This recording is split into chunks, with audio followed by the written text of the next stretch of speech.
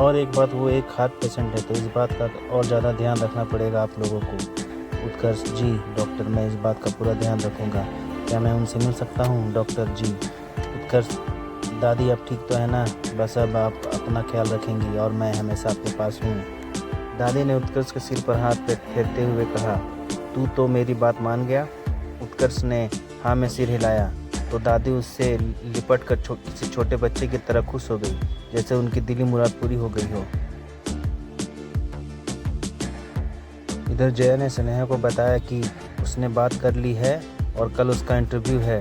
Sneha, thanks you so much यार, मेरी इतनी हेल्प करने के लिए। जया, अच्छा तो फिर मैं मना कर देती हूँ। स्नेहा घबरा कर, लेकिन क्यों, क्या हुआ?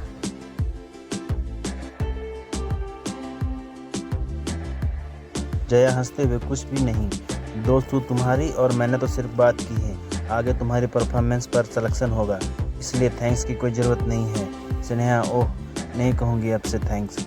खुश? बहुत खुश। जाओ जाकर तैयारी करो। स्नेहा मन ही मन ईश्वर को धन्यवाद दे रही थी और कल उसे नौकरी मिल जाए यही प्रार्थना कर रही थी। इधर दादी हॉस्पिटल से घर आ चुकी थी और उनसे मिलने लोग आ रहे थे। सिंह, अरे भगवान जल्दी करो, हम मरीज देखने जा रहे हैं, कोई शादी में नहीं जा रहे जो तुम इतना तैयार हो रही हो। सिमरन, चलती हूँ जी, आप तो बस यूं ही शुरू हो जाते हैं। वैसे बुढ़िया बड़ी लंबी उम्र लेकर आई है,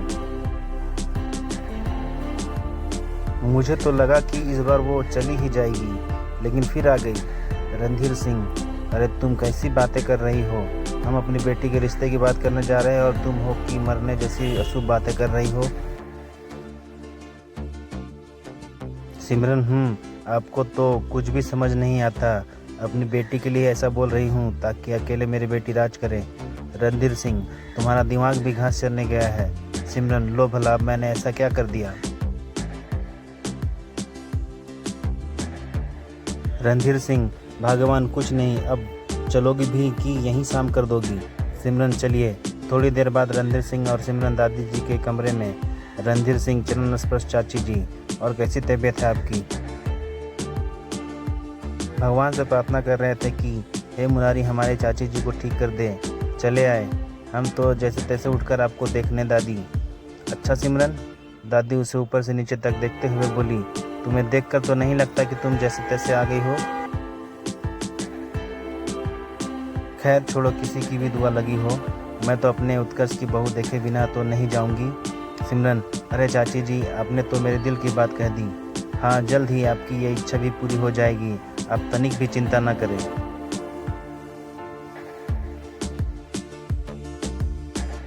रणधीर सिंह, चाची जी, आज हम आपसे कुछ ज़रूरी बात करने आए हैं। दादी, हाँ बोलो, क्या कहना चाहते हो? रणधीर सिंह, वो बात दरअसल ये है कि अब आप जल्द से उत्कर्ष का विवाह कर दीजिए, क्योंकि इस हवेली को संभालने वाली कोई तो होनी चाहिए। आखिर आप कब तक सब कुछ देख पाएंगी? मेरे कहने का मतलब। दादी देखो रणधीर सिंह, अब मतलब तुम्हारा कोई भी हो, लेकिन ये बात तो तुम्हारी बिल्कुल सही है, मेरी भी इच्छा है। रणधीर सिंह खुश होकर सिमरन की तरफ देखते हुए, अरे भाग्यवान बैठी क्यों हो? उत्कर्ष को बुलाओ और मुंह मीठा करवाओ, खुशी का मौका है भाई।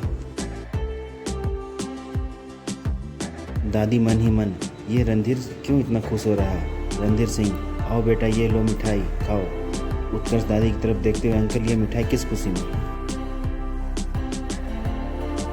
रणधीर सिंह, लो भाई सिमरन, कुछ भी कहो, भारतीय लड़का कितना भी लंदन अमेरिका में रहे पर अपनी संस्कृति की छाप दिखती है, भोलापन दिखता है। सिमरन, ये तो आपने सही कहा। रणधीर सिंह, अरे बेटा तुम्हारी शादी जो पक्की हो गई है। उत्कर्ष, शादी कब और किससे?